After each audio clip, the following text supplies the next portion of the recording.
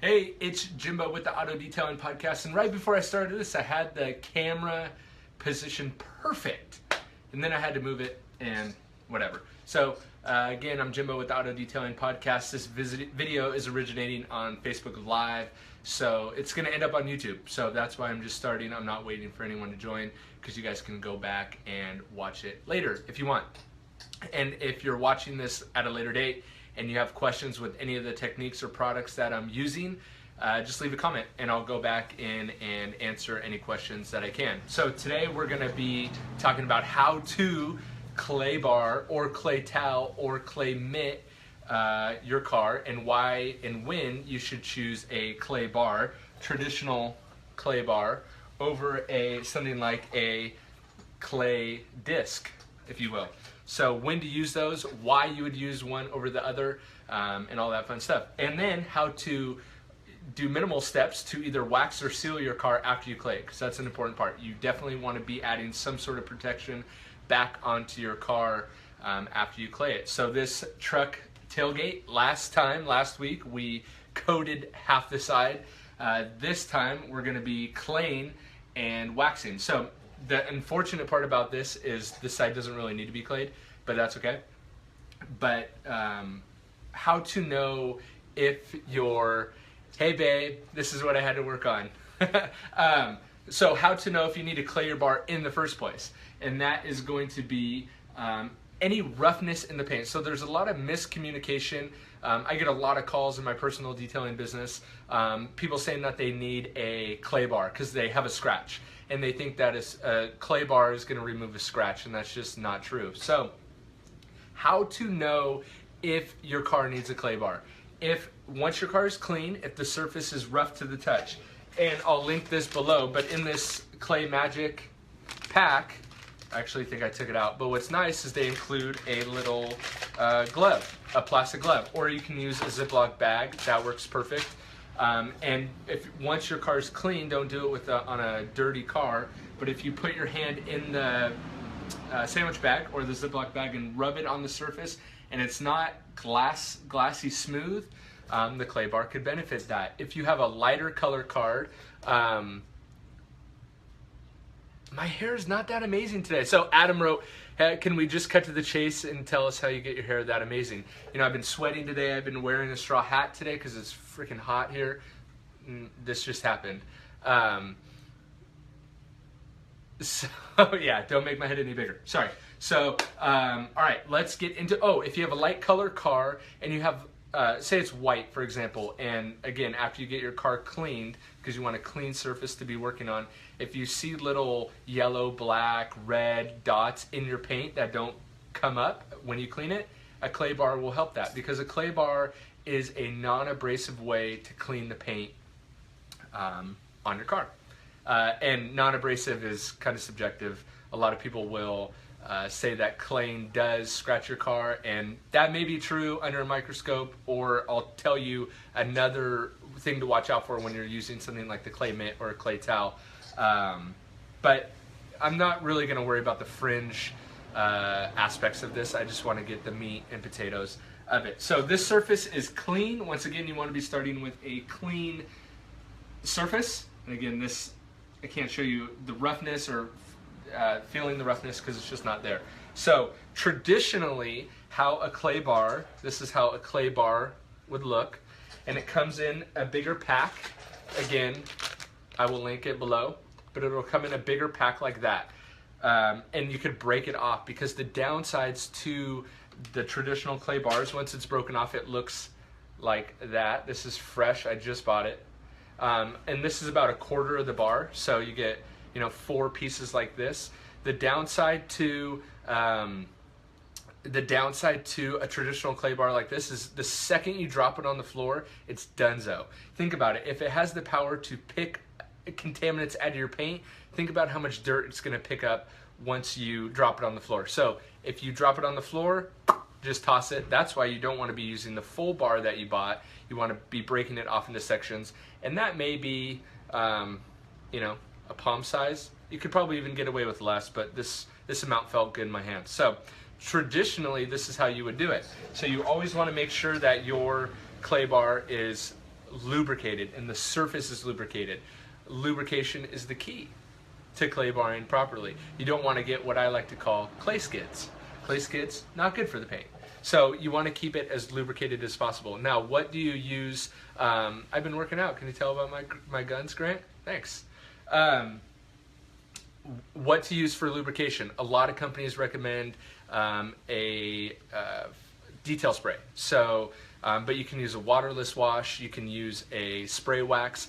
You can use, I've heard of guys using Windex. I would stay away from that. You could use traditional water, but that's going to be a little bit abrasive. So you definitely are going to want to use something that has lubrication in the product too. So for example, today I'm going to be using a car wax. Again, you don't have to use a car wax, but you can, and that adds a lot of lubrication. So I'm going to show you how it's traditionally been done since clay bars have been introduced. So you would get the surface. Again, I'm working in a nice shaded area.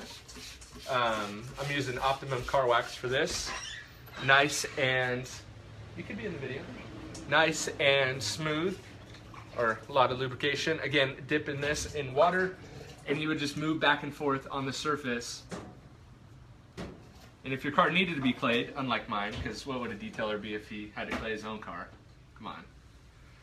And you want to just go back on the surface doing, and if you're doing a real bad car, you'll actually be able to see the contaminants. Hey Alex, Hammers, Heather's watching too, I think. You'll actually see the contaminants be picked up in the clay bar. Again, this truck doesn't need to be clayed, so it's hard to pick that up. But if the car's real bad, you'll have it in your pad. So then you would clay the section by section, or the whole panel, doesn't really matter. Then you would wipe it clean.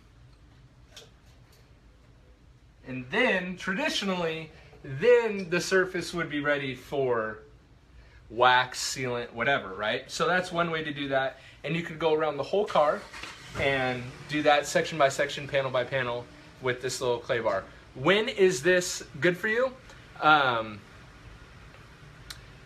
When is this method good for you with the traditional clay bar? If the car's not that bad, so the paint isn't that rough. If you're worried about marring the car in any by any standpoint, whatever, my words got mixed up there. And also they make them in different grades, so they could be fine, ultra fine, medium, and heavy grade. So, but again, this is going to be a lot more time consuming. But if you're working on a car that you're really worried about marring the surface, pick up one of those bad boys. And again, drop it, break it into about fourths. That'll be good. Okay, so if you wanted to use the clay bar, but use some more traditional, or not traditional, but modern approaches to it, you could wet the surface again with something like a spray wax. Okay, to do that. And if you're doing a spray wax, then you could use the wax as lubricant and clay it. And then when you wipe, that surface is now clayed and waxed. So you did a clay and a wax in one step. Now, if the car wasn't that dirty and you wanted to wash it, you could wash it with a traditional way or a rinseless, waterless wash. You could do that. And then as you're washing the car, then you could clay it with the soap still on it and using the soap as a lubricant. That's one way to do it. Again, you could do that with the traditional clay bar. Now, I had to go out and buy the clay bar because I never use these anymore because they take too long for me. Okay, so that's that. Sorry, I'm getting distracted with the people chatting. Now, the more modern method would be something like this. So this clay, what they've done is melted it down and put it on the surface of like a buffer pad. So they've melted the clay, applied it to the surface, at least that's what people tell me, whether they really did that or not, or it doesn't feel like a different material, so that's what I'm going with.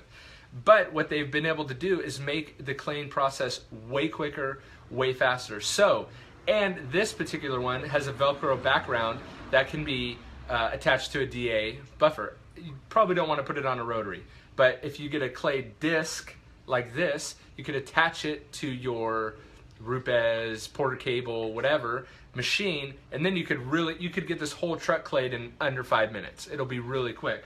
Whereas the traditional clay, it's probably going to take you a half an hour to an hour to do a truck, depending on how rough and contaminated the surface is. So that's why I've opted for clay disc or a clay towel or a clay mitt. While they will be more expensive than the traditional clay bar, they last quite a bit longer. So this one in particular has probably done 10 to 20 cars. So, but the big but here and the downside is that these will mar the car pretty bad once they get dirty. So the surface will look like you wet sanded it with about 3,000 grit. And if you do that, you won't be able to clay and wax in one step. You'll have to break out the buffer and polish the surface because it'll look like you literally sanded it. So the downside, and also one thing to point out, you never know when that's going to happen if you've used the disc, mitt, clay towel, whatever for a while. So if that's something to look out for. That's happened to 2 guys recently that called me and they're like, dude, what the heck? That thing was awesome. And then all of a sudden it looked like I marred the crap out of the car. Well, you did, because clay on glass, yeah, you could do that. Yeah, the best thing about these things is you could blow through a car claying it super fast. The downside is you can mar the crap out of the car if they get too dirty. So my suggestion is wash them after each use, and then after 10 or 20 cars, throw them away, get a new one. It'll be worth it. But again, you're saving so much time by using these versus the traditional clay that it really doesn't matter. Because if you're anything like me, I deal with a lot of cars that are generally pretty rough. So again, if you want to, so these you can use in all the traditional senses that we already talked about with the clay bar. Same with the towel. Yes, towel, mitt, disc, they have the other ones, I forget what they call them. Anything, any type of clay that isn't the traditional clay. Now, with traditional clay, if you're using too aggressive of a clay bar, you'll actually scratch the car. If it's really soft paint and you're using too aggressive of a clay bar. With the clay disc or clay mitt, you'll mar it up so it'll look like you're not scratching it, but it'll look like you're sanding it. Tip, keep it in a resealable bag, yes. And if you buy the Clay Magic in this bag, which I'll link up to, it comes in a resealable bag, so you can use that. But good tip, Grant. So be careful with these. That's really what I wanted to stress on this, is that you can mar the crap out of the car. So be careful with that. It won't happen on the first time, but once you get into 10, 20, 30 cars of the same one, you're going to run into trouble. But again, you can do the same method. So you can lubricate the surface, because you want to make sure you're lubricated.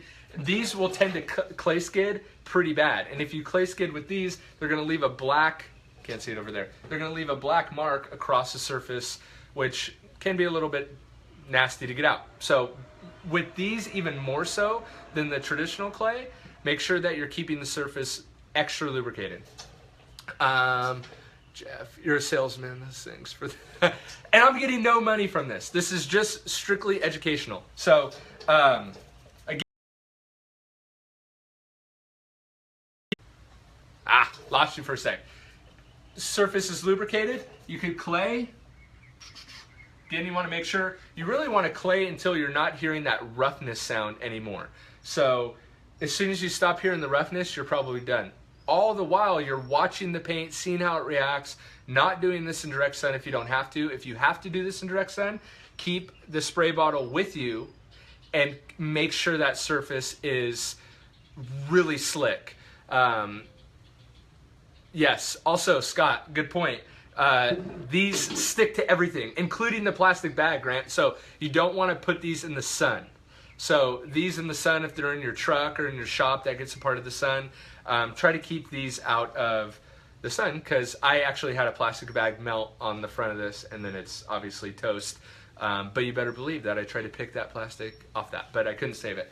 So anyway, surface extra lubricated. You're never going to go wrong by having more lubrication on the surface. I should have titled this video, you know, what lube has to do with detailing, but I didn't think I was going to go there. So again, if you want to wash the car down and then as your lubrication, it would be the wax, and then you could clay again, and I'm not dropping this on the ground. Oh, another, with that in mind, if these drop on the ground, all you have to do is wash it off. You don't have to throw it out. You could just wash it off, you're good to go. So I'm throwing mine in a bucket, not on the ground. And then that surface would be clayed, washed, and waxed. Boom, just like that. Now my favorite thing to do when I'm doing a wash, clay, wax, and for the podcast listeners, what I've talked about a lot is washing, claying, and sealing. What speed on a DA for the clay pad, depending on how rough the surface is. So on Facebook Live, Jeff asked what speed you should put your polisher on if you're going to be putting the clay disc on the polisher, like I talked about before. Honestly, Jeff, I don't like doing it that way because, well, being mobile, I just have to break out the machine, and sometimes it's just not worth all the hassle. But I start on a lower speed, see how it goes, depending on the condition of the car and how rough it is, you know, and how much you're actually having to clay. Start slow and then work your way up, but you should be able to move pretty quickly regardless of speed, because any motion on the machine is going to be significantly faster than by hand. What's up, Matt? How's that baby, bud? So my favorite way, going back to that, and again, just to recap, clay bar, if the surface isn't that rough, or if you're working on a showpiece or worried about marring the paint up, the good old trusty clay bar is good to go back to. But I like the clay, especially the clay disc, because it just seems to fit in your hand so nice, so nice. So yeah, but if you want to stick it on a buffer, go for it. My father-in-law did it. So, and he called me one day and because I gave him a machine and one of these discs, and he was at a car show with his Bug, and he got some fallout on it or something, and he calls me, he's like, hey, I just want to tell you what I did to my car, and I'm thinking, oh crap, he, you know, clayed it or something, messed it all up, and I'm gonna have to go over there and polish it. He put a clay disc on the MT300 by McGuire's and went to town and was ranting and raving about how awesome it worked. He didn't mar the paint at all. So this just shows you that anyone could do it. Yeah, Nano Skin has a good one. This one's from Final Inspection. When they did a couple episodes on the podcast, they sent me a bunch of these. So I'm still running through those. They run about $50. Well, I'll say 40 to 60. So I'll link these up, probably the Nano Skin ones, in the show notes, so you can do that. So, but back to my way that I love washing, claying, and sealing a car. Yes, I will show you that now. And the hardest part about this is customers think you're doing it too fast and that you did something wrong. Now, if you're a do-it-yourselfer at home and you don't want to, you know, do a 25 million step car wash and decontamination process, this is ideal too, especially for daily drivers. If you have a showpiece, you may not be doing it this way. Maybe take your time with that. But if you are a daily driver, it's your wife's car, your husband's car, kind of gets beat, and you're just looking, you're doing it on a Saturday, you don't want to waste your whole weekend detailing your car, this is the, well, for a pun, optimum way to do it. So what I have is Optimum no rinse in a bucket with the big red sponge. So what I'll do is bring out the sponge pretty good. So the car will be dirty, and I'll wash it down with, again, Optimum no rinse, and people will freak out about rinseless car washing and stuff like that, but if you actually do your homework on it, you'll find that it's really, really safe for your paint. Actually safer than traditional soap and water, according to the manufacturer, not me. So then I'll clay the surface. I'm not gonna clay it because I'm a little worried because this one's a little dirty, but I gotta break out a fresh one. Yeah, and again, this is if you want to work super fast, but if you're running a detailing business, this is how you could really increase your profits and increase your margins by working smarter, not harder. If you're a do-it-yourselfer looking to do this at home, this is a way that you can spend 30 minutes claying and waxing your whole car instead of all day Saturday, all day Sunday, or as a neighbor that I talked to spent 4 days detailing his car. So then once the surface, I washed it down initially, and if you want to do a pre-rinse on it with the hose or something like that, go ahead. If you want to do a traditional wash and then do this after, that's cool too. Whatever. This is just how I do it and how my customers. Again, there we go. Internet's poor out here. So once it's clayed and washed, I'll do one spray of opti-seal. I'll link it up in the show notes below. 1 spritz per panel, but on this tailgate I would do 2.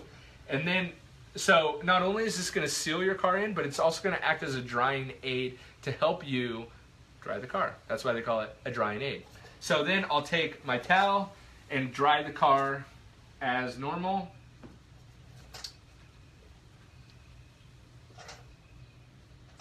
And then you can see how quickly, just in doing that half panel, if you were to do a whole car, I am using Costco towels. And I was going to do a video on Costco towels, but I'll give you a little hint. Yeah, but I'm using Costco towels because I'm kind of a towel priss, and I like really fresh new towels. I only like brand new towels. Once they get washed, I don't like them. So I don't want to buy $6 towels or even $1 towels because I just throw them away. So, or use them for other things. So at like 40 cents a towel, it's a good deal for the Costco towels. And I really haven't had any problems with them. I will save them for interiors usually, but I really haven't had any problems with the Costco towels. Which I'll link up below because if you're, I don't know, want the Costco towels. So that's, you can see how quickly a wash, clay, and seal, and according to the bottle, the sealant is gonna give you, depending on where you're at, in the country and all these other crazy factors, it's going to give you 6 to 12 months worth of protection on the car. Grant, love Optimum Car Wax with clay towel and opti-seal is awesome. So what I've been doing, honestly, is doing the wash, clay, seal like I just did. And then as a final wipe down, I'll use Optimum Car Wax. And the car wax has carnauba in it. So really, and I'm going to do a review and a video on that as well. Because I was pleasantly surprised with it, but it really adds a nice deep luster to it. Evan, if you want me to mail you my old towels, just pay postage, I guess. Evan says, mail me in your old towels. Probably pay more in postage for me to send you the towels. So again, that's how you can safely and effectively wash, clay, and seal, or wash, clay, and wax your car if you're doing it in your driveway or your customer's car. O&R with wax or wash and shine, Jeff asked. So Jeff, I use O&R, just the regular stuff, the blue stuff. You could use the wash and shine if you want. And that would, you could even wash it down, clay it, and you may still have a little bit of protection left on the car just from the rinseless wash itself. But for today, what I'm using is just the blue stuff. So yeah. With that, if you guys have any questions, leave a comment below and I'll go back in and answer them for you. For those people that are just joining on Facebook Live, you can click to subscribe so you get notifications. You get notifications first when I go live, because I've committed to 52 videos this coming year, along with 52 podcast episodes. So there's going to be, I'm not good at math, but I think that's 104 pieces of content over the next year, at least, at a minimum. So we're going to be doing a lot of Facebook Live. So with that, guys, if you want to see a video on how I do something, or you want a review of some product live, of course, following with my theme, no editing. So if I screwed up something, whatever, but just post it in the comments below and I'll do a video on that because I'm going to need some help. Don't use anything alcohol-based, Grant says, as it damages the clay and the clay towels. So there you go. Grant, hot trade. Good to see you, bud. All right, thanks for watching.